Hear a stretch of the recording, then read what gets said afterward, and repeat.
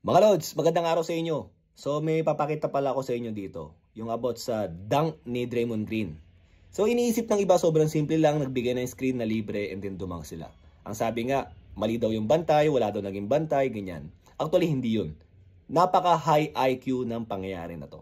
Sobrang simple lang naman na nangyari. Yan, dribble siya dyan, nagkaroon ng screen, yan, dumang. 'Di ba? Parang simple tingnan. Pero pagka binreakdown natin kung paano nangyari yan, ano yung mga reads na nangyari dyan, very high IQ level to. And si Draymond Green, napakataas ng IQ niyan. Kaya nga, isa yan sa mga player na may kayang bumantay dati kay LeBron James, kasi high IQ din siya. Si LeBron James hindi pwedeng bantayan na malakas lang ang katawan niyan. Kailangan high IQ rin kasi napakataas ng IQ. But anyways, balik tayo dito. So, paano ko ba nasabing high IQ yan? So, unang-una, isipin nyo, nagbibigay ng screen dyan is si Steph Curry. Okay? So, ayan. Ang bumabantay si Rudy Gobert muna. So, ayan. May screen na si Steph Curry dyan. So, pagka-screen ni Steph Curry dyan, ibig sabihin, yung screener may threat. So, ibig sabihin, yung tao ni Steph Curry, okay, hindi basta-basta pwedeng humelp. Bakit? Makakapag-pop out si Steph Curry dyan. Pero, siyempre, depende sa sitwasyon yan. Kung nakipag-switch si Rudy Gobert, kahit papano, kung na-switch yan, itong tao ni Steph Curry, makukuha si Draymond Green, hindi makaka-atake. Si Rudy Gobert, mapupunta kay Steph Curry. Magkakaroon ng mismatch sa speed, pero at least kahit papano, hindi libreng-libreng kagaya na nangyari na to, di ba? So bakit nga ba nangyari yun? Ito ang mga reads dyan. So, yung Minnesota, tinitingnan niya kung ano ba ang magiging reaksyon ni Rudy Gobert dito. Yung bantay niya ni Steph Curry, nakita niya nakaklip yung elbow ni Gobert. So, ibig sabihin, magpa-fight screen siya. Okay?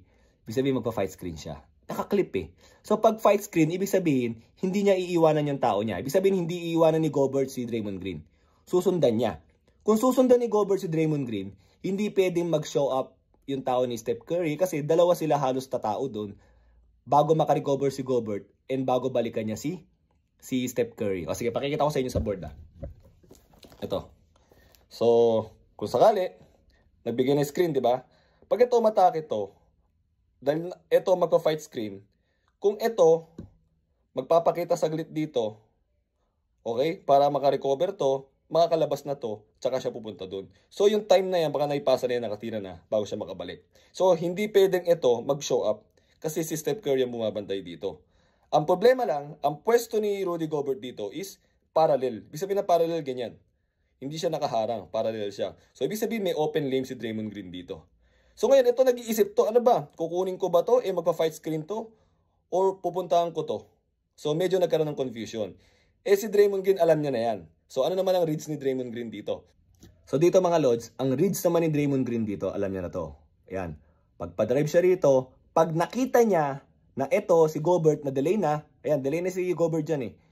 At nakita niyang walang humarang sa kanya or walang nag-help, automatic itutuloy niya na. So wala nang hesitation, tinuloy niya na. Okay? Kasi alam niya na yan. Pagka dating niya rito, nakita niya yung bantay ni Steph Curry, nagpakita ng konti, hanapin niya na si Steph Curry. Pero nakita niya walang humarang dahil takot kay Steph Curry, diniretso niya. Yun naman yung reads ni Draymond Green. So wala nang hesitation, alam niya na yung gagawin niya. So, kagaya na sinabi ko sa inyo, maring simple yung nakita niyo pero very high IQ yan. Pinag-isipan nila mabuti yung mga reads dyan. And hindi halatang meron silang pinag-iisipan kasi sobrang bilis nilang mag-isip. Automatic na sa isip nila yung reaction nila kung yung gagawin nila. Ganun kataas ang level ng NBA.